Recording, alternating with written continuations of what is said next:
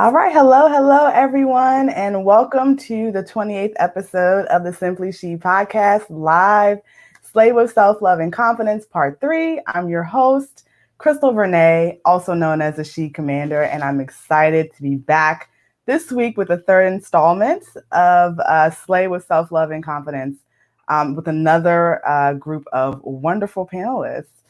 So since we're doing this thing live, I say this every time, there's no pause, there's no rewind, and we are unfiltered. And we also want audience participation. So the first thing I need you guys to do is allow StreamYard access on Facebook so that you can leave comments under your name so that we can see who you are. You can definitely revoke it at any time, but in order to comment under your name, you must allow StreamYard access to do so.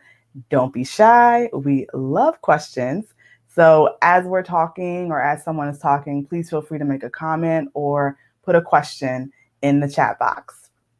All right, so let's go ahead and get into our topic for this evening, slaying with self-love and confidence. And we've been talking a lot lately about what that really means. And a huge reason of why that I wanted to do a panel with women from all walks of life is because everyone's journey is unique. And it's important to honor and embrace that. So, as we grow through life and life's experiences and who we are really takes form, it's important to be confident and comfortable in our own skin and embrace what really makes us special. So too often we look for validation and approval and a sense of belonging from others, but we don't start with ourselves first. And the only person that needs to validate and approve you is you. And when we know who we are, we naturally experience that sense of belonging. It is already within us. So this afternoon, I want to introduce 3 amazing panelists that are going to share personal stories, tips, and how their journey with self-love and confidence has evolved to date. So I'd like to introduce Anna Kelly, Melanie Schipper, and Jenna Crookshanks. Thanks, guys, for joining me this afternoon. I truly appreciate you, and I'm so honored that you all are a part of this project. So tonight, I'm going to start with Anna first, and let me tell you who she is. So Anna Kelly is the owner of Well Order Life Beauty and your personal guide to the beauty and fashion industry. She helps women discover and develop their unique beauty from the inside out by creating personalized beauty regimens and self-development routines. She wants to help you simplify your lifestyle, identify and create a plan for you to accomplish your goals, and find personal fulfillment through your unique beauty, while still keeping you looking and feeling great. In working with Anna, she will not only help to create your custom beauty routine, but also help you create a harmony between your inner and outer beauty, so that you not only become your authentic, unapologetic self, but have the confidence and time to focus on making your personal mark on the world. So welcome, Anna. Hi, guys. Thank you so much, Krystal, for the awesome intro. It's such a pleasure to be on the show with you today. I love what you're doing, and I love this podcast, and I'm really, really honored and excited to be here. So thank you so much for having me. My name is Anna, and I am a beauty consultant. And basically what I do is I fill the gaps left by the big department stores when we stopped having stylists and estheticians and makeup artists and tailors and all of those types of beauty industry specialists in our department stores. And we really came to be a lot more individualized and a lot more focused on your individual beauty and figuring everything out for yourself, which is great, right? Like, we love that. We love that freedom. We love that like acceptance to kind of wear and be whoever we want. That's absolutely great, and I'm all for it. However, a lot of people still kind of feel like they wish someone would tell them just what to wear and what to put on their face, and like something that is effective, something that works, and something that is going to be personal to them. And that's, I think, the biggest problem with the beauty industry today is that we do not focus on the individuals that are us, the women, the consumers. We don't focus on that anymore. The beauty companies are just focused on getting your dollars and getting you to buy their product. So that's where I step in. I create customized skincare regimens, hair care regimens, body care. I even do a little bit of nutritional work for the beauty aspect of nutrition. And I do all of this within the personal development aspect of my business as well. So when you work with me, you not only get a customized skincare routine or a fashion closet clean out and fashion consultation or styling services or that type of thing, but we also work on doing that self-development and kind of helping with that self-love that you need to really be your most beautiful self. And so that's what I do for women. I focus on kind of a different type of beauty philosophy than you might be familiar with. We work within the beauty philosophy that's based on, because I'm a nerd, guys, sorry, based on classical philosophy and what philosophy says about beauty. And basically, to sum it up for you, for several hundred years, we've kind of considered beauty to be an actual value of living, like a character aspect and a value that we apply to our lives in the same way that we apply truth and justice and goodness and all of those other great aspects and great values in our lives. And for a long time, beauty was kind of looked upon as something that creates harmony, whether that be harmony between the interior world and the exterior world, or between the interior world and the interior world, because we all know like that self-struggle that happens with beauty sometimes, right? But we also make sure that we focus on not only putting those parts together to create a harmonious whole, but making sure that we're creating harmony not only between like our inner personality and our outer self, but also between ourselves and the world around us. We really want to know who we are, what we have to offer, and be able to express that in a way that tells other people and communicates to other people, like, this is me, this is what I'm all about, this is my big thing, and take it or leave it, because like I'm here and I'm not going anywhere. So that's basically kind of the beauty philosophy we work from.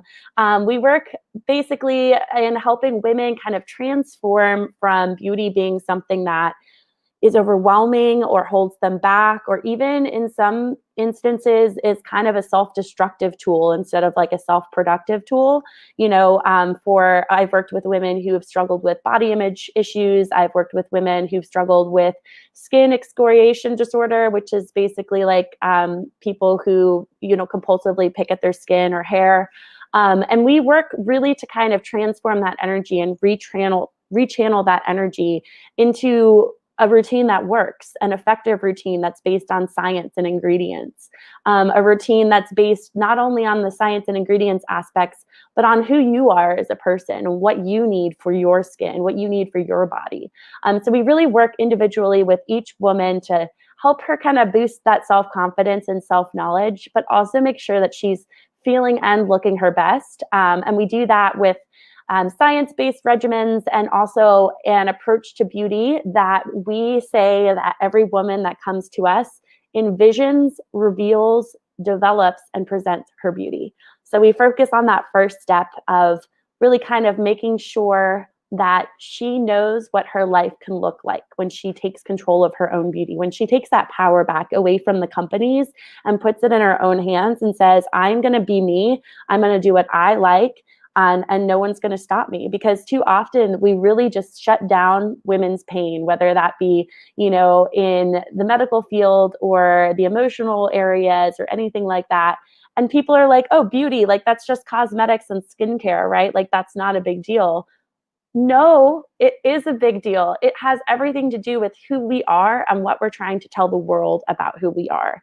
And when we simplify the beauty industry and make it easier for you to know what you need to be putting on your body, what's right for your skin, what's right for you as a person, not only are you letting that inner beauty like come out and be shown exteriorly, but you're also showing the world like who you are, and you are more empowered for that. And so that's really kind of what we focus on in my company. I'd love to answer any questions you guys might have about like, what does a beauty consultant do? Or why does this matter? How can it help my life? That type of thing. I would love to definitely talk to you guys about that. I'm so looking forward to hearing your questions. Bring them on. Thanks so much, Anna. And I know when we went live the other day, we were talking about like some of the ingredients in some common Yes. beauty products. And so I know we asked a challenge question, and I don't even know if we should say the answer. But um, what household beauty product has fish scales and animal fat? Okay. So there's several household beauty products that contain both of those items, but there's really two areas that focus on that. So tallow or animal fat is used in a lot of really emollient, which means like super moisturizing, kind of thick and like luxurious feeling moisturizers. The most popular example that comes to my mind is actually from Tula Beauty. So, keep that in mind next time you go to like look up those ingredients, next time you're in Sephora. And then in terms of fish scales, guys, you're going to be surprised by this, but fish scales are in face powders, eyeshadows, lip glosses, a lot of cosmetic ingredients, anything basically that has a shimmer or a shine to it often uses fish scales, just because it's got that natural like iridescence to it. And then also uses mica, which if you're not familiar with it, mica is actually from rocks. And it is like super like paper thin. It's made in layers and they can scrape it off and it's very similar to fish scale like material and they grind that up and it sparkles for days. So yeah, I'm going to share you guys and Krystal's going to send this out for you guys. I'm going to send you a whole list of nasty ingredients that are in your beauty products. And if you didn't think you needed to talk to somebody about what's in your beauty products, because, just because it came from Sephora or Macy's or, a high-end retailer or something like that, think again, because it's in everything from drugstore makeup, to beauty counter makeup. I'm talking, yes, Sephora does carry ingredients that have items like these in their ingredients list. So be careful and check out my group if you want more beauty tips. I talk about ingredients all the time. Skincare is a huge passion of mine. So I definitely would love to share more info with that for you. And I've got a really awesome article that I'm going to be sharing with you guys right after this podcast. Oh, snail slime, sheep grease, all sorts of stuff. Nasty, nasty stuff. Oh my God, Krystal, we had fun the other day. You were like, I didn't need to know this. Like, I wish I had it. I was like, I just got used to looking on the bottom of the container to see when to throw my makeup away. Oh my God. I'm like, oh, this is still good. I still have it. Let's just keep using this. Oh, my eye itch. Terrible. Throw it away. Krystal, why did you tell me that? Now I'm gonna have to bother you and be like, girl, we need to talk about those expiration dates and we need to talk about those ingredients because I'm a little scared for you. I'm not gonna lie.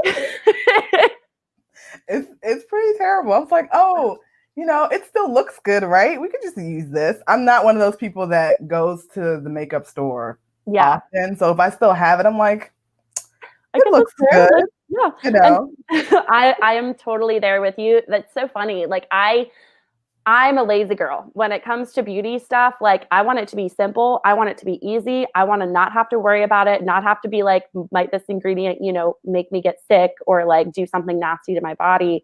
So that's like really why I got into what I do. That, and, I was really struggling with body image issues and that type of thing. And I was like, I want to make sure that I'm taking back my own power because right now, like these corporations, these beauty companies, they're controlling me and they're feeding the narrative. I can do my own research. I can learn what goes into beauty products and how they make these things. And I was real grossed out and real shocked. And I threw out a lot of makeup, let me tell you. And I also threw out tons of skincare products too, because there's so much out there. There's so little regulation for the amount of product that comes out of this industry. So little regulation and so much is considered safe that may not actually be safe. So it's really important to make sure that you know how to read a beauty label. And that's actually, I'm doing a video coming up on that really soon, how to read a beauty label. And basically like know what things to look for. I'm going to be sharing a little freebie for you guys just for people who listen to this podcast, with what beauty ingredients to avoid in your routine, what beauty ingredients to avoid when you're purchasing products. Just because they put these fancy name on it, they slap a scientific name on it, and we don't know what it is, but we should. We definitely should. So that's where I step in. Let me decode it for you. Absolutely. And thanks so much. I mean, I can't wait to see the list of all the things, because I know that I need to throw away some things. But that's just one aspect, of like practicing self-love and self-care. But I think it's one that we do like kind of ignore, take for granted. We just kind of like, Oh yeah. I'm gonna put this stuff on my face and Yeah, or I saw this in a magazine. Let's just use this instead of actually doing research. Yeah, I totally agree. And I think, like I said, like people say about the experiences that women have all the time, we're told that it doesn't matter, or it's not a big deal. How often have any of us gone into a doctor's office and been told you're faking it because you're a woman, or, you're just being a little emotional. I even had a doctor ask me once, are you sure you're like not near your period or whatever? Like that could be why you're feeling crappy. And it turned out I had a chronic illness that went untreated for 2 years because of that. And I just think that we need to not tell women that their experiences and the things they like and the things they care about aren't important. We need to say, like, if you like beauty, if you like skincare products, if you like fashion, if you like your hair and it's your favorite thing and you want to put a lot of time and effort into it, you have absolutely every right to do that. And you should not only feel that you can do that without judgment, but at the same time, know that you're empowering yourself through it, knowing that you've got the knowledge, you've done the research, you know that this is not only safe, but it's going to work. You're not running around the drugstore like overwhelmed by the options, like what, I don't even know where to start, much less read all the labels on these things. No, I want to help you have some tools. So when you walk into that beauty aisle, you're not like, oh my God, I don't even know where to start. But you know where to start, and you know what to look for, and you know how to be safe. And that, I think, is how we take back our power. That's how it becomes not us kind of walking in and picking something like just off the top of our head, or just kind of guessing, or somebody recommended it to us or something like that. We've worked with someone like me, or we've done the research on our own, and we know it works. And that takes so much time, effort, and money out of our hands. I mean, imagine from the time I was like 12 years old, I was spending all of my money in the CVS beauty aisle, all of it. Let me tell you, like I was buying sunscreens, body lotions, hair care stuff, makeup products, everything. I probably have sampled every Maybelline product there ever has been. And all of that, like people, would say to me like, oh, like it's just kind of a waste of money for you to like experiment like that. And I'm like, well, no, actually, this is something I enjoy. I am investing in something that I, as a person, individually enjoy. And investing in you and who you are is what gives you the confidence to do things like nail that job interview, or go after that person and find that partner that you've been looking for in your life. All of that comes from a place of beauty, from looking at the world saying, these are the things I like, these are the things that make me who I am. I'm going to invest in those things, and I'm not going to let anybody take that away from me. And I'm going to walk into this and allow this to empower me, instead of allowing this to be like, oh, well, I got this product last month, but now they're telling me I need this new one. I better go out and get this new product. That it's not about that. It's about making sure that you look and feel your best, so that you have the confidence that you need to get done what you want to get done in your life. I mean, how many of us have felt at some point that our appearance was holding back from what we could truly be? How many of us have ever secretly wondered if like the reason that the guy we like didn't ask us out is because of how we look, or the reason we didn't get the promotion, or the reason we're not feeling the motivation even to go achieve something in our life? It all has to do with that self-love, that confidence. And when we really instill that in ourselves, and I really think that beauty is a powerful tool to do that, because it can help us change our mindset, our view of the world. It can help us do so much. That's why I'm doing what I'm doing, because I really want women to not be where I was when I was like, I need somebody like me. Because if I can be that person for just one other person and prevent them from going down like the eating disorder path and like the skin disorder path and all of these types of things, if we can do that, then like we've done everything we need, right? So that to me is what self-love and confidence is. Awesome. Well, thanks so much. And tell the listeners how they can reach you and your social media handles. Yeah, absolutely. So you will find me on Facebook, Well Ordered Life Beauty. I also recommend joining my Facebook group because let's be real, that's where all the drama goes down. That's where all the good stuff is. So my Facebook group is called Beauty is Liberating. And we focus on how we can use beauty as a tool of achieving things in our life. And then also you can find me Well Ordered Life Beauty on Instagram, on Facebook, and also wolbeauty.com. Awesome. All right, guys, we're moving right along. Next up, I'd like to introduce Melanie Schipper. Melanie is a registered representative and regional manager with Primerica Financial Services. She's focused on helping individuals and families secure their financial future and has been a speaker at several industry events.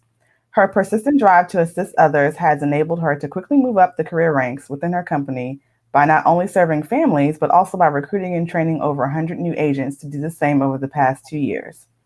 Prior to her current position, Melanie experienced a highly successful career in supply chain management for nearly a decade, working for 2 Fortune 500 companies. While there, in addition to her numerous accomplishments and advancements, she was selected to participate in specialized training for top and emerging talent. Educationally, she's earned a bachelor's of business administration with a concentration in integrated supply management from Western Michigan University. She maintains a life insurance license through the Michigan Department of Insurance and also holds Security Series 663 and variable contracts registrations in the state of Michigan and Illinois. So Melanie, I'm sure the listeners are curious as to why or what financial services and self-love have to do with one another. But I know when we talked more about your personal story. So I was hoping you could share a little bit about that and your own personal journey to self-love and what you learned in the process. I'd be happy to. Thank you so much for having me. So I kind of want to go back a little bit to about a year and a half ago. So my journey to self-love has been a little long, which I'm sure a lot of us can relate to that.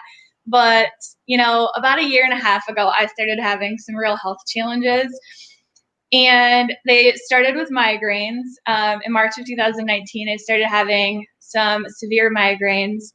And I was having some, other symptoms that were really confusing to me. I would have, I would get up and walk 50 feet across the building at work, and my head would just be pounding. My eyes would be pulsating. I'd have this like weird whooshing sound in my ears. And I remember just sitting down out of breath thinking, how did I get so out of shape so quickly? Like, this just happened overnight. When I would try to walk, I felt like I had cylinder blocks like tied to my feet, and it was just hard to put one foot in front of the other. And it was just the most bizarre thing. So after about 11 days of having migraines, I just couldn't keep functioning that way. I was working really hard. As moms and women, we do all the things, right? I was working on my financial services business. I was working full time at a corporate job. I would get up, get the kids to daycare for school, to get ready for school, get to daycare. I would drive over an hour to my job, work my job. I would work on my financial services business after work, come home, do a little bit more work, go to bed, start over, right? So it's kind of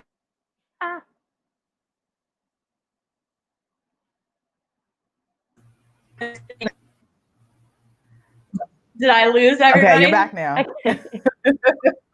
Sorry.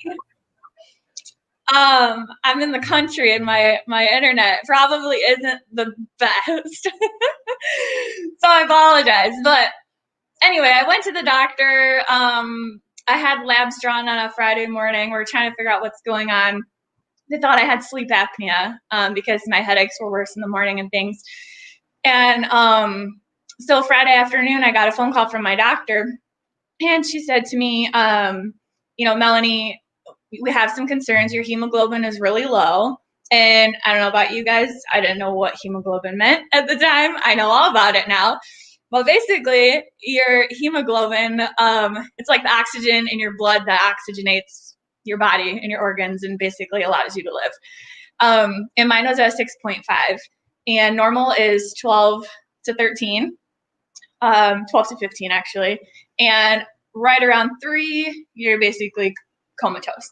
And so, this all came on about 4 to 6 weeks prior to me going to the doctor. So I was probably days or about a week away from that point of being in a coma.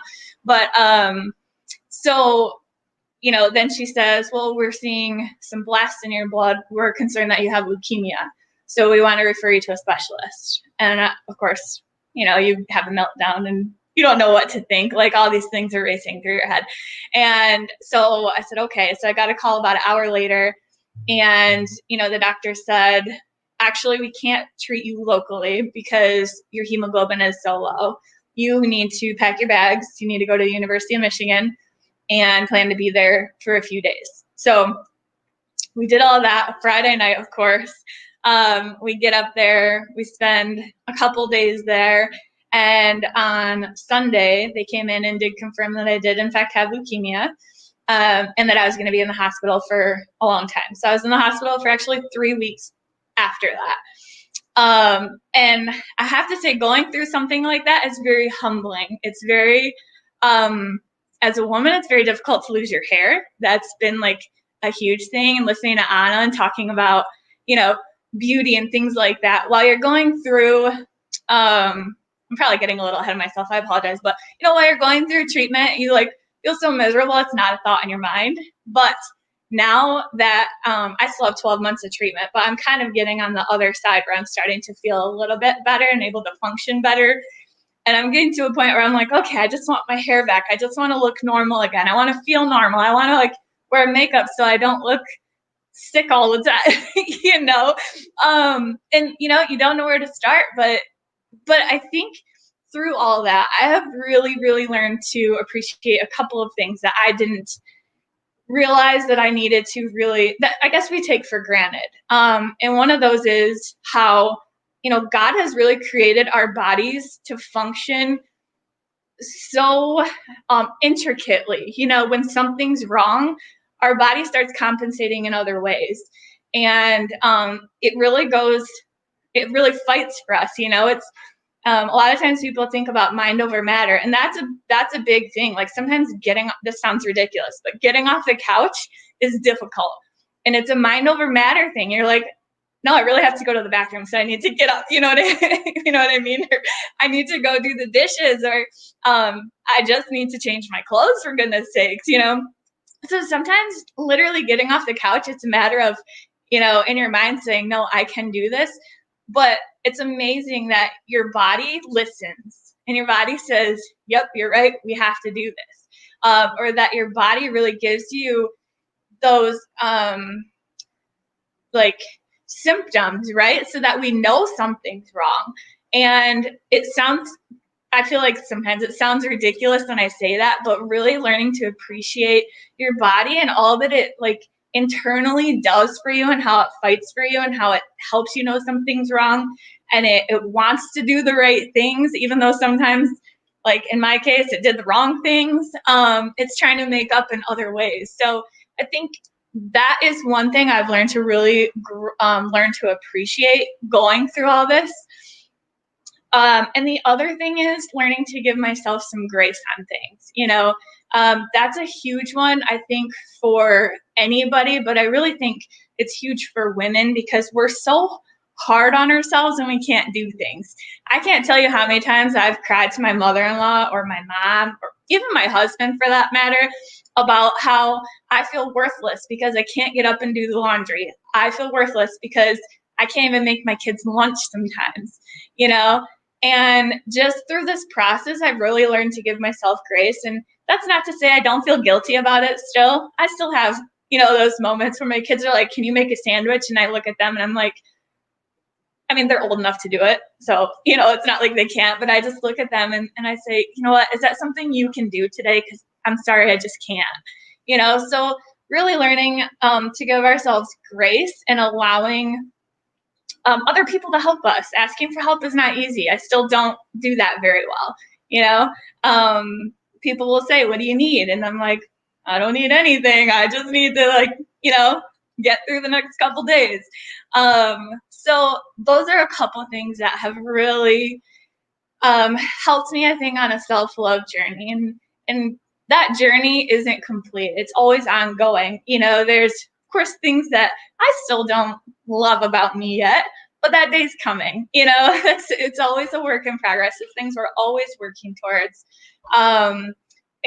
Excuse me. And so, that's really my story of where I've gotten, how I've gotten here. It's some of the things that I've learned over the last 18 months and learned to really love about myself. And the awesome thing right now is that my treatment is a little bit less difficult. So I'm able to, kind of get back to my business, work on it. So my business doesn't really tie into my journey, except for the fact that it's allowed me to continue to grow my business through this time. So, I've had amazing people in my corner helping me through this period of life. And so on the business side, I do want to share with you, what I do and how I help people. But really, I'm here to help people make sure that they have a great, solid financial game plan in place for their future. Things that they want to achieve in the future, I want to be able to help you do. And we can do that. If you want to get on the same page as your spouse, I was 67% of marriages end in divorce because of their finances. So if that's something that people are struggling with and I can help, I want to be able to do that. If you have been displaced because of coronavirus at your job, if you've left your job, let's have a conversation. Let's talk and see, what we can do together to help you put a game plan together while you're in the midst of this change in life. Any financial concerns that you have, please feel free to reach out. I would love to talk to you, answer any questions that you have, and meet you, of course. Awesome. Thank you, Melanie, so much for sharing your story. And I relate to so many of, I think we talked about that. First of all, I've been to where you live, which Battle Creek, nobody is like so Nobody random. comes here. But I've been there actually. For my 9-to-5 job, I went to Battle Creek. Yeah. Who knew that was going to happen? Cereal City. But I think so much of that I relate to because I've gone through some similar things, especially with I had a health challenge. I had fibroids, and I definitely relate with the like something's wrong, something's not right, to the point where I had to do emergency surgery because I wasn't taking care of myself. I realized something was wrong when I couldn't walk up the steps, and the steps were 3 steps. Oh yeah. Like terrible. Like out of breath. So for those of you who don't know, I actually own a fitness studio, and so I was teaching Zumba at the time, and I almost passed out in the front of my class. So you're talking about, and so it was kind of like one of those things where I had to like take a moment, because I was more worried about being embarrassed than I was like, what the heck is going on? Right. And I should probably go to the hospital. That was what I was more worried about. Made it through my class, and I was just like, well, that was weird. That's never happened to me before. Just keep ignoring it. And then like when I got home that evening, that's when the stairs thing started. And I noticed that it started to be all stairs. Oh. So like going up the stairs, like I was out of breath. And we're not talking like flights and flights, like at the most 6 stairs. So I'm not sure so for those women who are listening, I'm not sure what it is with that, but something similar happens like when you have surgery, even you give birth or you have surgery around the uterus, pelvis. There's a rule about doing stairs once a day. So I didn't know that at that time, but just for anybody who's experiencing anything like that, definitely go to the doctor immediately, because that was one of the signs where I was out of breath. And when I went to go get like a blood test, my iron was so low that they were just on the iron alone, they were going to admit me to the hospital.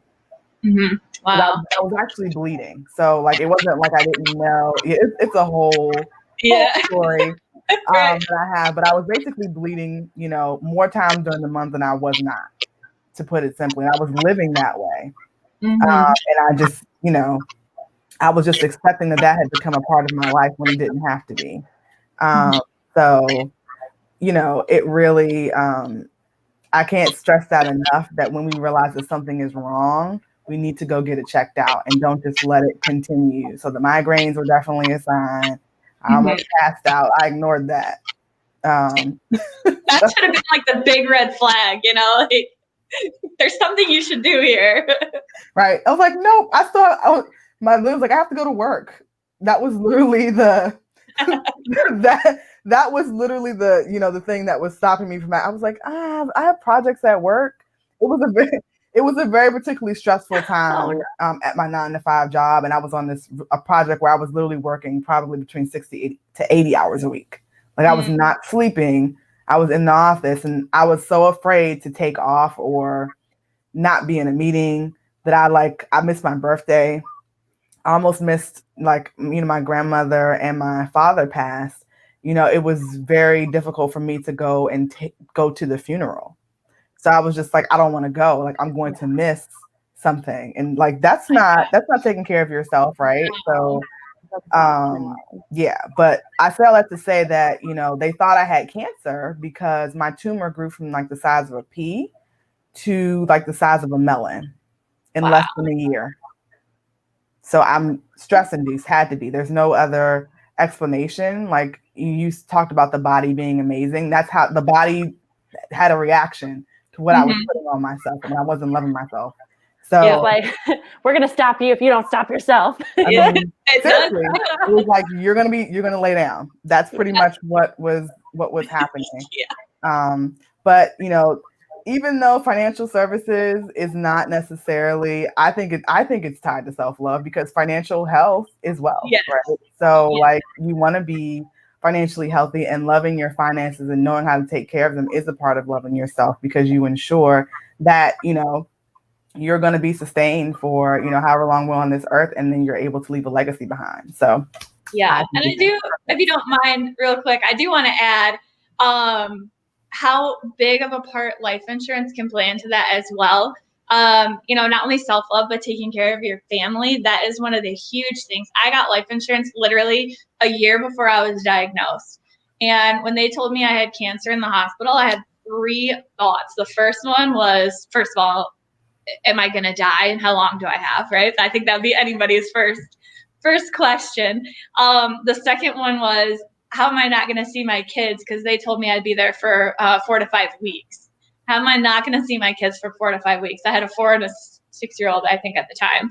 My husband had to take on all that. But literally my third thought was, if I die, is the life insurance that we have in place enough to take care of my family? Because, we have a mortgage, and I have little kids in school, and what's going to happen to them? And that is such a sobering thought. And it literally, every time I think about it or talk about it, it brings me to tears, because just the thought of leaving them behind is bad enough. But the thought of leaving them with nothing and having to have financial struggles because they lost my income, that was just, it was almost too much to handle in that moment, which might sound kind of weird, but if you really think about it, it's really huge. So,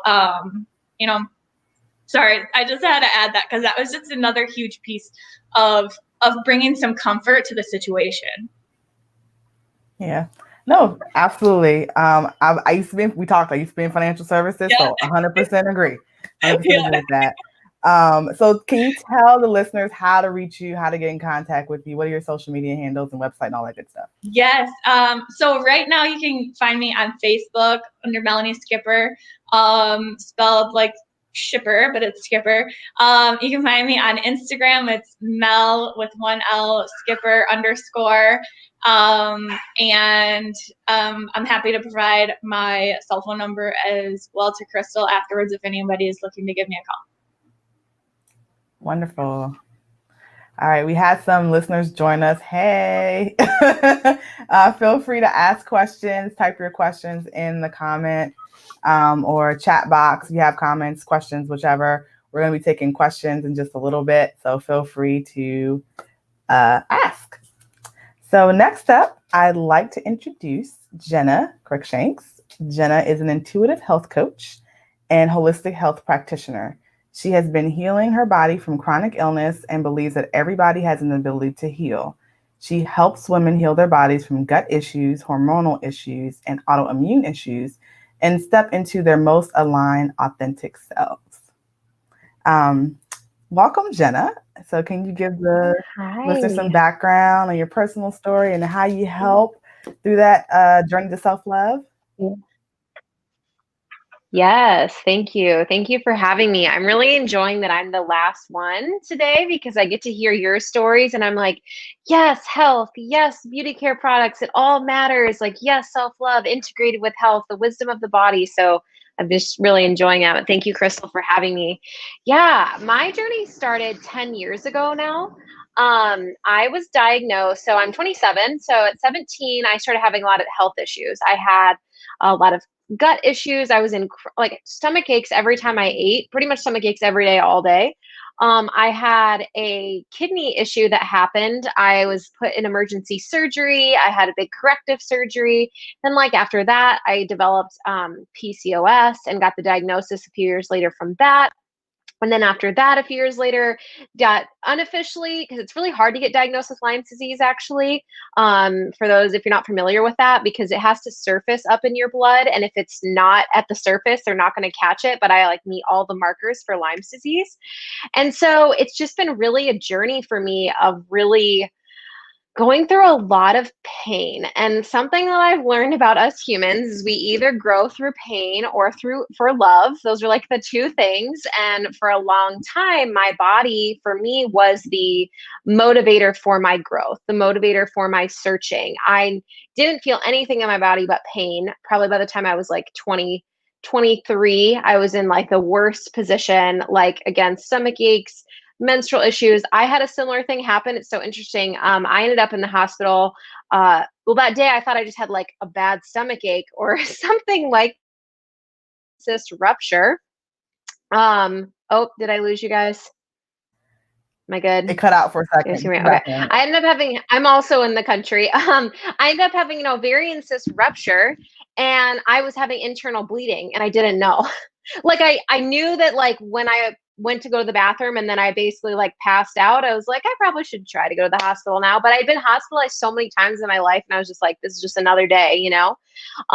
Almost had to have a blood transfusion, crazy things like that.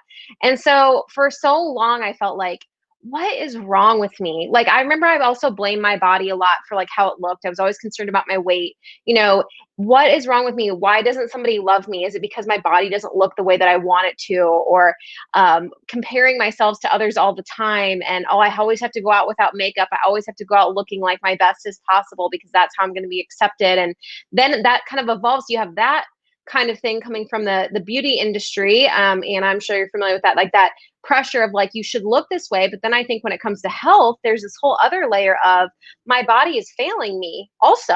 Like my body's legitimately broken and I'm really young. Like, am I going to be able to have kids? Am I going to be able to do the things I want in life? I feel like such a victim to my circumstances.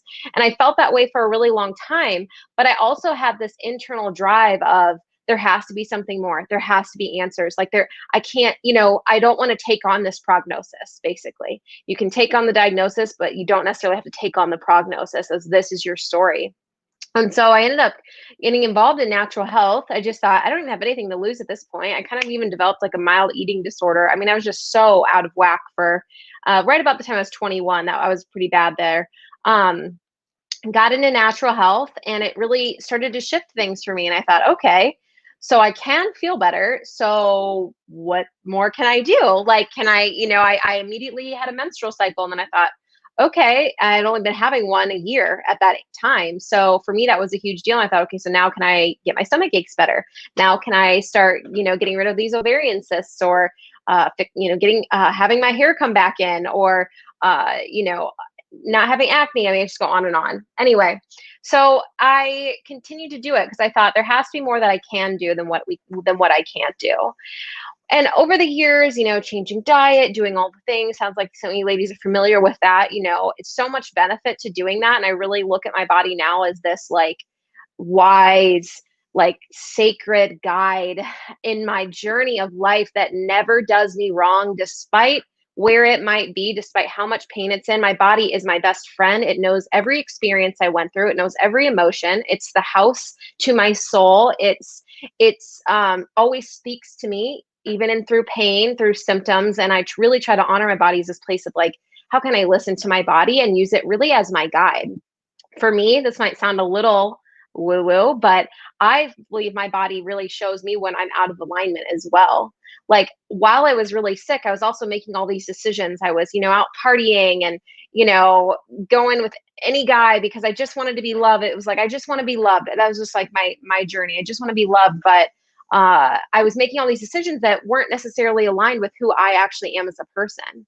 And I really think that contributed to my stress levels, then contributed to the pain that I was feeling in my body. And so I look at my body as this guide for, that's not you. That's not you. Okay, get back and check, get back and check. And the more I've actually, it's not just like changing diet and doing things like that. It's like the more I became authentic to myself, the more my body has calmed down, the more my body has relaxed, the more I don't have stomach aches the way I used to anymore. I don't, it's just like amazing how our bodies are really so in tune with what's going on in our hearts and what's going on in our soul.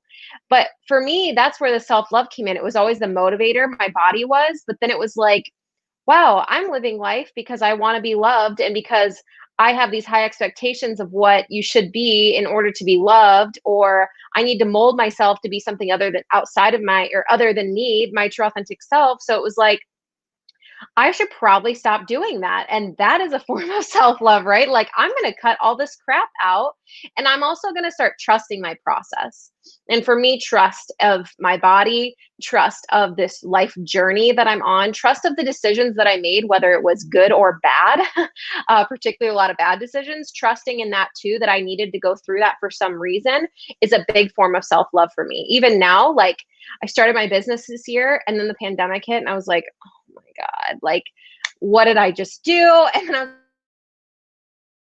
you know what? I'm going to trust. I can tell I just froze. Okay, there we go. I'm going to trust this, even though this is like freaking crazy, I'm going to just roll with it. And it's really been this evolution of how's my body, checking with my body, checking in with myself, checking in with my heart, trusting the process and really living this life from this inside out approach versus this outside in approach. Because for a long time, it was like, what's going to fill me up? What's going to complete me? And now it's like, no, I complete myself and I build my life based on that. Like my life is a reflection, an external reflection of what's going on inside of me internally.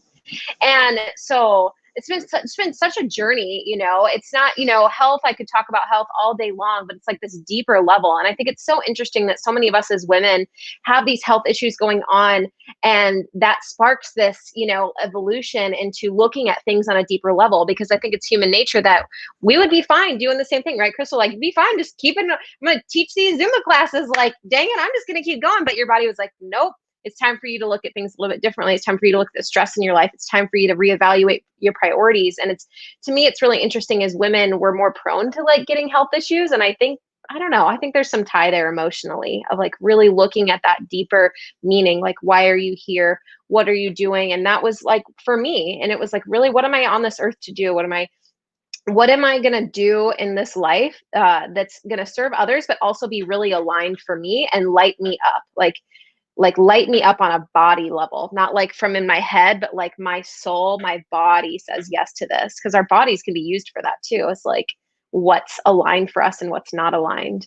And so it's just been a really long 10 years of experiencing a lot of pain and then healing from that pain and then building this life that's so much more authentic to me. I was like the 17-year-old, I graduated early and I was going to be a doctor and and that's okay. It's all good. I was the first child and I was like all the valedictorian president, it was all the things. Right.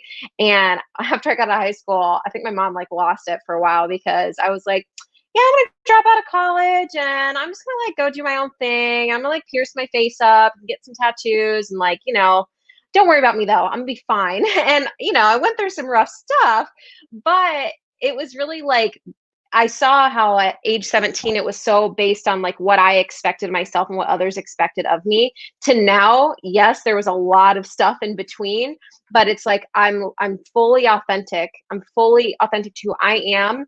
I validate myself from the inside out. I don't need to look for that external validation. To me, that's just like the biggest form of self-love. And for me, again, the benefit was really helping heal my physical body. I still have my moments. I think with any sort of a chronic illness, you're going to have something surface eventually, and that's okay. And to me, like it happened to me this week, I was so exhausted. I'm in the middle of a launch cycle. I actually just pivoted from being a health coach, which is kind of funny because we're talking about today, like pivoting my business, doing all this stuff. My body was just like, yeah, we're going to shut down for a little bit. And so it's like my reminder, okay, so I need to go in. I need to nourish myself. I need to do that. So it's just, I don't know. I just think I could talk all day about the wisdom that we really carry inside of us. Like if we really just take time to listen, take time to listen to the cues of our body, to listen to the cues of our heart, our soul, and live life from that place, I think we could avoid so much and really tap in so much to that love that we have for ourselves. And when one of us does that, I always tell my clients this, but like when one of us does that, we give permission to other ladies to be able to do the same thing. It's like when one of us rises and says, you know what, I'm going to look within. It's like the other ladies are like, boom, cool, I can do that too. Instead of all of us looking at each other like, what the heck are we all doing? Because this is craziness. This is a crazy town, trying to compare and separate and all of this. It's like, no, just go in, because we all have the love that's inside of us. And that's what I figured out for myself. I'm like, oh gosh, everything I needed, everything I've been searching for all these years, it's been within me the whole time, so that's kind of my story. That's my evolution of being I don't know, perfectionist 17-year-old to a partying 21-year-old in a lot of pain, making a lot of stupid decisions, to this nearing 30 years old, and finally feeling like, okay, I'm settling into this place of it just being me. It's just me now, not all this other stuff. So, yeah. Well, thanks so much for sharing. And one comment I want to say is, isn't it funny how far away from your authentic self you were, like at that time? And I know that, like, people say you're still finding yourself when you're a teenager and you're in your 20s, but it's like, I feel like inside, that that's not you. Is that makes any sense? Like, your body was literally rejecting what, like, externally you were trying to force upon it, right? And depending, like, I 100% believe that, like, physical manifestation of, like, stress and being out of alignment is a real thing. Like, I've definitely experienced it, but it's just so funny how, like, your mind, your body, your spirit will tell you when things aren't right, when things aren't in alignment, and how long we ignore that. Like, the shift is almost like, it's almost like do or die, like shift now or the rest of the time is going to be straight hell. So figure out what's going on. But I just find it, and it's like, you were like, that wasn't who I was at that time. And, you were still figuring out. But I'm like, yeah, even if it was later in life, I feel like you probably would have gone through a similar process, just because, like, we instinctively know, like, that's not who we're meant to be or who we are. So. Right. Yeah. I think that you bring a good point up, because there's nothing wrong with going to college and doing like ABC 1, 2, 3. I think that's totally the path for a lot of people. However, I think what I see a lot of people doing too is they take that path because that's what is expected of them. And let's say they're like, we talk about midlife crisis, right? All of a sudden at 40, they wake up and you're like, oh my gosh, I'm not even living the way that I want to live. Not necessarily with a partner that fills me up with joy. I'm not doing what I want in my career that's going to fill me up with joy. So I remember thinking that when I was young, like, God, I'm in so much pain and this is really hard. But oh my gosh, I'm so thankful. Self-exploration, self-love journey at a young age, so that I can live from that authentic place throughout my life, versus all of a sudden up and be like, oh my God, which isn't, again, there's nothing wrong with that either. But that was just like, for me, I was like, okay, that's a positive for me. So many people just live because that's the way that they're taught to live, not because that's what their heart and their soul is telling them. Right. And you mentioned a pivot in your business. So how have you pivoted, or what's next? I was out of alignment, guys. Oh, no, it was. So I actually evolved into a spiritual business coach. So I actually worked in a health clinic for 5 years. I built that health clinic up. Like I mean, just, it was kind of crazy, the evolution of it and creating foundations and the systems and all that. And then I realized, like, oh my gosh, there's so many women in business, or let's say high achieving women or women in business, that don't love themselves, right? That don't realize the connection that they have, that don't nourish themselves first, that don't even know what it means to be feminine in your business, that doesn't know what it means to trust themselves. So now I'm like, okay, we're going to go at this because I love health. I'd love to tell you, because I'm trained in natural medicine. I'd love to say, here, take this herb and do that and do that. I can do that all day long. However, to me, the real healing is the spiritual healing, the spiritual journey that we go through. So to me, it's like, if you're going to be an entrepreneur, you're doing all the things and you're still kind of struggling in that. Like that's kind of my niche now, is like helping those women out. Okay. Well, that sounds great. That definitely that aligns with what I'm like, what I'm into, and a lot of what I say as well, because I'm a huge believer in being like resting in the divine feminine and embracing that, and knowing the difference between your feminine energy and masculine, and when to dial it up and dial it down, and being okay with harnessing your feminine energy.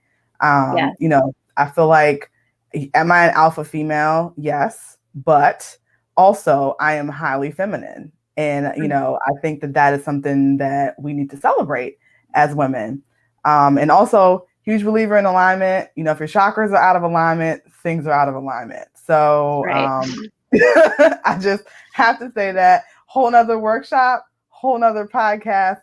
I just did a workshop on that like a couple days ago.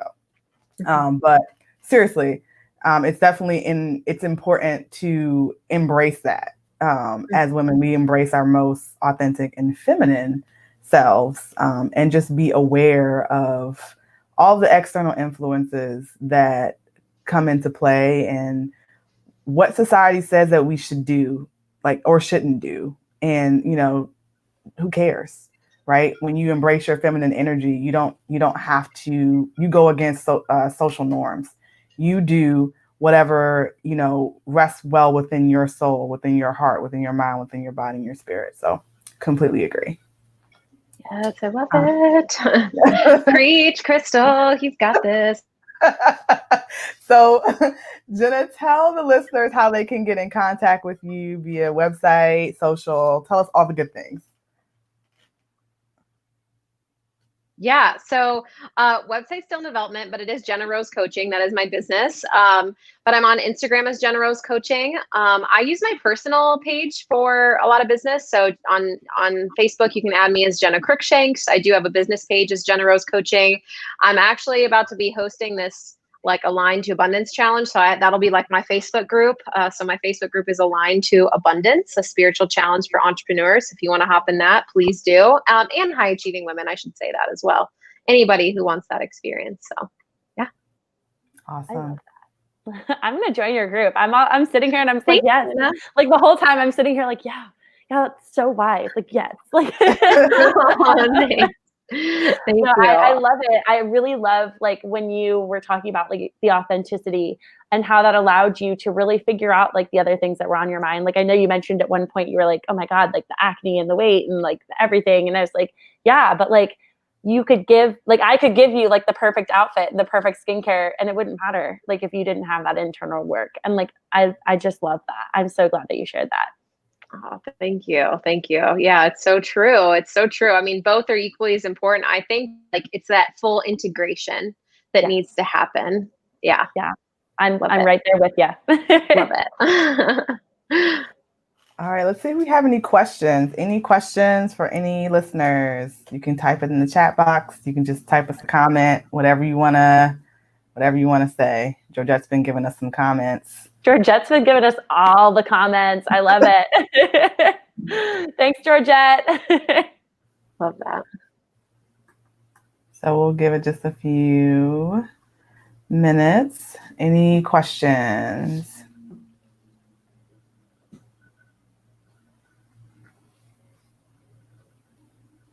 You guys can also ask each other questions. That's also allowed.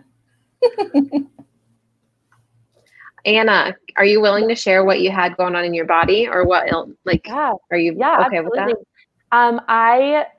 was so struck by everybody's testimony today. Like, I was just sitting here and I was like, oh my gosh, like, I relate to that so much. Krystal, I'm so surprised, like, we didn't connect about this before. I had a chronic inflammation issue involving my pelvis. I had endometriosis, like, from an extremely young age. I started when I was 12 and I had it for ever. I still do, obviously. And so the fibroids, like, you were sharing that story, and mine manifested a little bit differently. I didn't get fibroids or anything like that. I actually had a lot of bladder problems because that's where my endometriosis decided to go. So I have interstitial cystitis and I have pudendal neuralgia, both of which, yeah, you get it. Like, it's the worst. It's like God. so painful. Like, it sucks. But at the same time, like, I was noticing, like you were saying, like, it was my body telling me something about, like, the way I was living, like, and then the way I was, just going about my daily life. Like, I think it was Krystal who mentioned the stairs for women who suffer from any sort of pelvic issue. For me, I was working in a restaurant, a 2-story restaurant with 3 flights of stairs. And I was going up and down the stairs, like, probably 60 times a day. Like, my legs looked good, but my pelvis wasn't happy, let me tell you. And so I just ignored it. I just ignored it until it was at the point where I had a guest at a table asking me, like, if I was okay, because I was sweating profusely in December and, like, completely pale. So, Wow. yeah, it was a long journey. It ended up having a lot to do with chronic, like, full body inflammation. It ended up being the reason I had gained so much weight. I gained, like, probably 50 pounds. It was just really not great. And that was honestly, like you said, going through a hard experience, particularly at a young age, because I was diagnosed when I was, it was 18 months ago. So I was 22, just barely 22. And for me, I was like, how can this be? Like, I'm 22, like, I'm not doing anything that would even mess with my pelvis. Like, what's going on? And, it was really just, I needed to go back to the basics. I needed to go back to the root. I needed to go back to, like, hey, like, there's this little girl inside that still, like, wants to love herself and wants to, like, be herself. And that was something that I think was manifesting physically and also emotionally. And I noticed, like, once I started taking care of my body, once I started, like, eating better and treating my illness instead of ignoring it, I all of a sudden felt more beautiful. I felt more confident. I had all of this energy that I had been lacking for so long. I would come home and sleep like on Saturdays for like 20 hours, like all day. And it was just, yeah. So I didn't even know that I had that in common with all of you ladies, that we've all like been through some horrible health stuff. And I'm so sorry for all of us, but also, like, I do think it's an amazing space for women to lift each other up and connect. Because there are a lot of women who are sick. There are a lot of women who are really, really sick. And too many people tell us that it's like not something that is acceptable to talk about. And we should. Yeah. I agree. We have a question. It says, can Jenna share a little bit more about her spiritual journey? Sure, that's fine.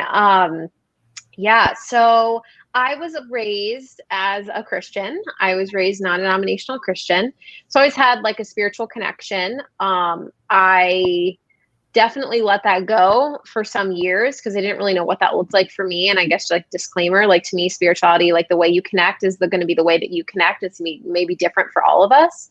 So I knew that that was there. Like, I knew that that existed for me. I knew, but I didn't know, for a long time, I didn't think I was lovable because of the decisions that I was making. Like, because I was sinning, I was partying, I was doing like all the things I was taught, like, hey, you should never do that. I was doing them all. And I really thought, like, wow. And I honestly made like some really bad decisions toward kind of like the end of like my party phase. And I really thought, I don't even know how I can love myself in this way, let alone like have God love me in this way.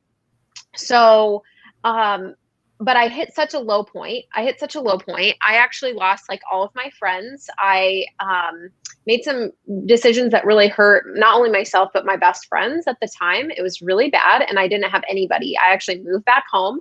I was like a complete wreck. I was very low. And I felt like like at that time it was like, first of all, it can't get worse, but there has to be something outside of me that I can turn to for this. Like there has to be, like, I know that there's something I'm not alone, I guess was my big thing. I'm not alone. So from that, then getting into health, okay, well, getting into natural health, and most people that are into natural health are kind of like on the woo-woo side. I just use that term because I feel like that's like, I'm in the Midwest, so that's like definitely what they call us, the hippie side, whatever. But being into kind of the woo, and I had my teacher, my boss, and she was a mentor for me for a long time, kind of opened me up to what does it mean to really be spiritual? What does it mean to, what's energy mean? What's it mean to be able to maybe do some other ways to connect with God, and it might not look like the way that you always thought it looked like. So for me, it was like, oh, okay. And it was a lot of fear at first. I was very afraid of looking at things outside of the beliefs that I was taught with. But then I was like, okay, I'm just gonna walk this out, and if it doesn't feel aligned for me, I'm gonna back off. Well, that just kind of continued to evolve. I continued to cultivate that connection, though, and I do every day now. And as I got into business, it really was like, to me, I don't know about any of you guys, but like being an entrepreneur, holy cow, the spiritual journey is like unreal, because any of your deepest insecurities and like negative beliefs about yourself are like coming out to play, and you're like on full blown like spiritual growth times 1000. And so especially in a pandemic, right? Well, luckily enough, at that time I was taking a business course with a bunch of other women, and my coach at the time was very spiritual. So she opened me up even further. Here's how you integrate it into your business and doing that. So I do daily practices. I meditate every day. Like for me, I pull cards every day. I do, I channel for my clients. I see things for them, and I speak those things to them. And I nourish my body with physical things as well. I get out in nature every day. I ground myself. I go get energy work done. And so, but at the core of it, it's like, I know my connection. It's like I have a very solid connection to my knowing and my process now. And I really, really trust that I'm not alone in my process. And I see Georgette is asking, what advice can you share with the ladies simply to be their true, authentic self? Oh, I think that's for me, right? Do you think that's for me, Krystal? Or I think everybody. Okay. Everybody. Oh, can you ladies share? Okay. If you ladies want to go, jump in here. I'm trying to think of like what advice I would share here. Sure. I would say, when it comes to being your true authentic self, it's not easy. It's actually really hard to be the person who is completely themselves.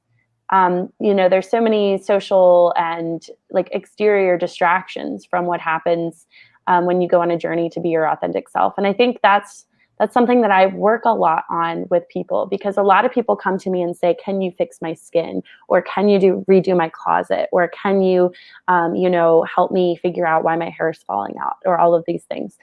Yeah, we can totally do that. But if it's distracting from you being your authentic self, if you're using that as a Band-Aid to cover up like internal bleeding, you're not going to get the results you're looking for. So that's what I try to really communicate to all women, is that like from where I come from, like beauty is a philosophy of life. It's in the way that you look at the things around you.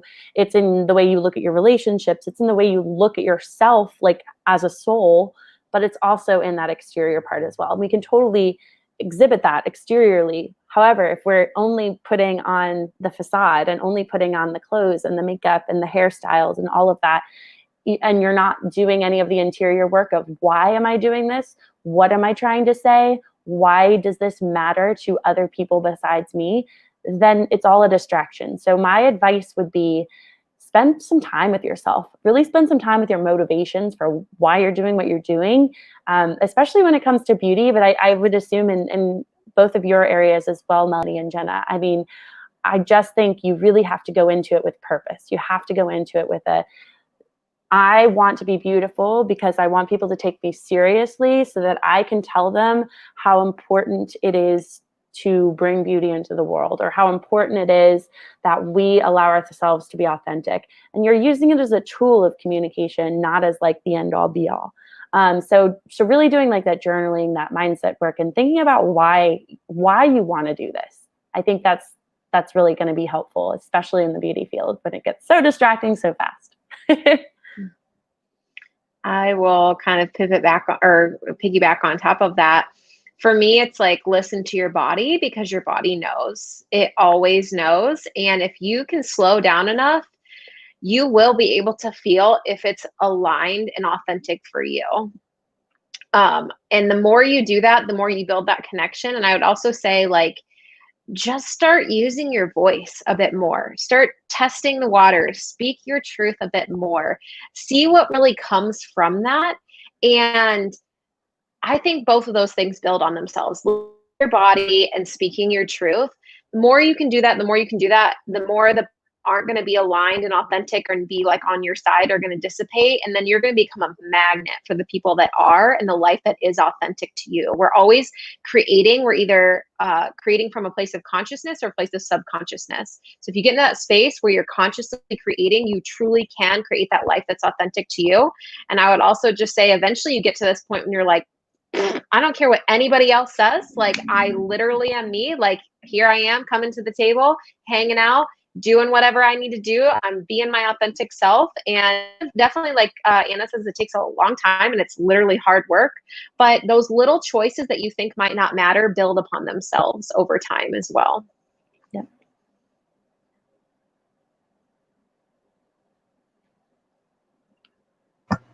I don't have a whole lot to add to that, but I totally and 100% agree. I think for me anyway, it's taken me a while to get here. And my husband is a very like authentic person. He is who he is, and he doesn't care what anybody thinks. And of course, that's what I love about him. And he's kind of helped me in that journey and try to figure out how to do that, because I'm a people pleaser. I just want to make everybody happy. And going through something like this self-discovery process has been huge too, because, I've always been the person, I've been a yes man, right? Or a yes woman. Every time somebody wants something, do you want to come over? Do you want to do this? Yes, because I don't want to let other people down. And, I think we know internally our authentic selves. It's the choices that we make that are not our authentic self. So, just being conscious of that, and it's okay to say no to people. It's okay to do what's right for you. Sometimes it is about you. Yeah. So that's what I think of that, being authentic to yourself. Yeah, I'll just, piggyback on what everybody else said. And one of the things that I'm big in is starting with yourself first. So when you think about being your authentic self, who are you?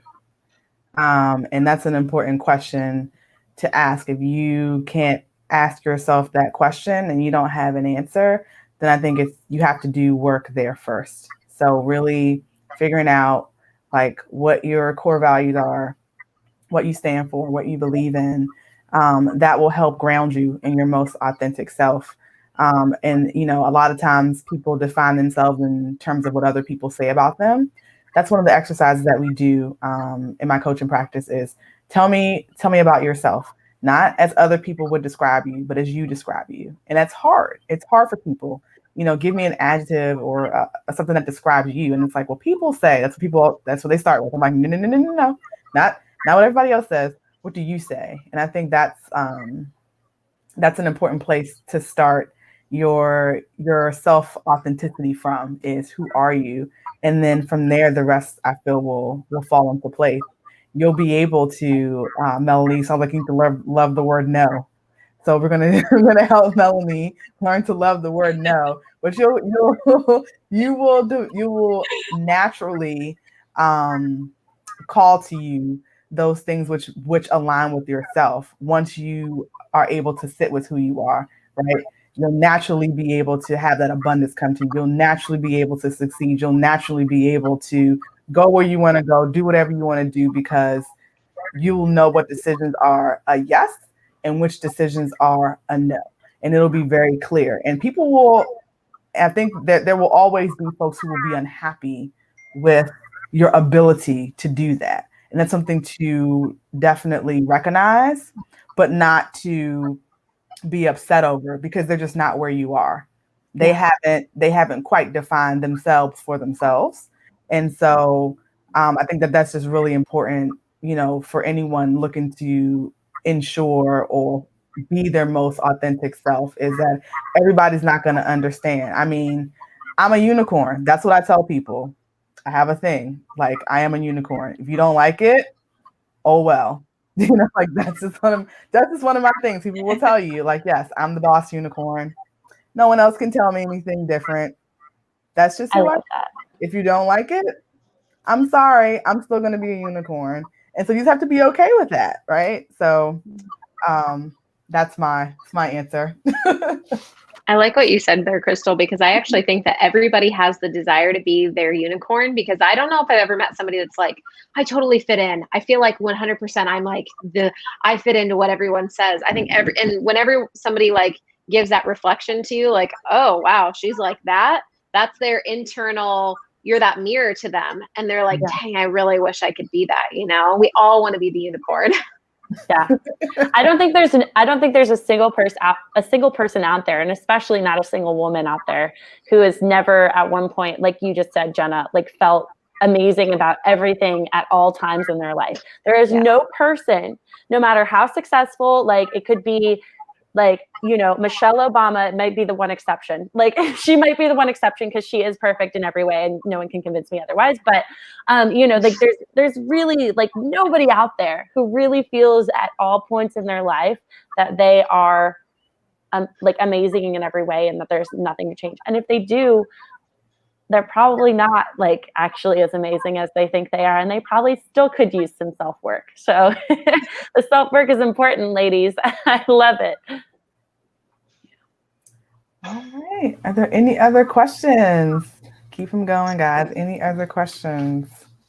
Happy birthday, Georgia. I'm October baby too. Aw. 50 is the new 40. My mom's 50 and she just started her own business and she's killing it. So you know what? If she can do it, so can you. Yes. Exactly. Like 50 is just your next wind, your second wind. It sure is. Something birthdays are a gift for sure. All right, guys. I am not seeing any more questions. So I think we're going to go ahead and wrap it. Can you guys just real quick do a round robin and give your social media handles one more time? Let's start with Anna. Okay. Hi, guys. I'm Anna Kelly. I'm a beauty consultant. I help women transform their lives and simplify the beauty industry, make custom routines, and we work on self-development and seeing the world through beauty. If you want to connect with me, you can check out my website at wolbeauty.com. You can also find me on Facebook at Well Ordered Life Beauty, as well as in my private Facebook group, Beauty is Liberating, which that's where all the good stuff happens. So I definitely recommend checking it out. And then on Instagram at Well Ordered Life Beauty as well. All right. Next, we'll go to Melanie. I'm Melanie Schipper, and I'd love to connect with you, help you put together a financial game plan, or, if you're on your own cancer journey or any other journey and you'd love to connect, I'm so happy to talk with you. There's a special connection that you have with other people when you go through health issues, so feel free to reach out. You can find me on Facebook, Melanie Schipper, Instagram, Mel Schipper _. All right. And Jenna. Okay. Well, I'm Jenna, and I'm a spiritual business coach. So I'm helping the high achieving women and entrepreneurs really find that alignment, that soul alignment, and step into more freedom and fulfillment and abundance from that. So with that, you can add me on Facebook, Jenna Crookshanks. You just add me personally. My Instagram is Jenna Rose Coaching. So is my business page. And then I also have that 7-day challenge for entrepreneurs, spiritual challenge for entrepreneurs coming up next week. It's next week, yeah. So the group is aligned to Abundance Spiritual Challenge for Entrepreneurs. So join that if you want to. Perfect. All right, guys, and I'm Krystal Vernee. I'm your host, speaker, author, founder, and Slay Hard Everyday Coach. You can connect with Simply She on Facebook at I_simply_she and on Instagram at I_simply_she. For more information on our panelists that were on the show today, you can contact and connect with them by clicking on the links to their information in the show notes for this episode, episode 28, at isimplyShe.com/podcast. Again, that's isimplyShe.com/podcast. Also, I'll be hosting a 5-day challenge, Harnessing Your Feminine Energy, that's starting on this upcoming Thursday. That's September the 3rd at 7 p.m. Make sure that you join the Simply She Army. So it's a collective of women looking to empower and be their best selves, our She Army Facebook community. You can also click on that link in the show notes. And I hope that you guys have found what we've shared today to be extremely helpful. And remember, guys, you too can conquer if you slay hard every day. Thank you. Thanks.